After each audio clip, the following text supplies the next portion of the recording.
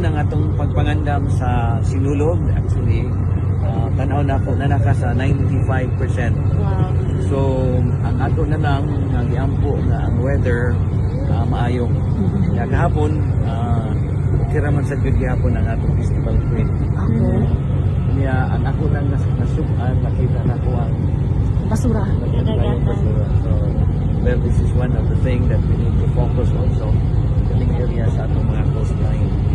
So, usa ni sa atong pagkaduaon, sa sunod nga mga adlaw ang mga areas sa mga shipping industry. Sinulog ang akong hangyo, especially karon no nga procession, joint man ka sa procession, pagdaalan yun mo og raincoat, pagdaan mo og kanang payong na magani. Kaya puniti ang mga bata. Kay daghan kayo ang mga bata during the time nga last na ascent nga tumawa. Although nakabalik ra gyud gihapon. So sa Sinulog Mardi Gras that will be tomorrow. Sa iyo lang ta 7:30 will be the mass.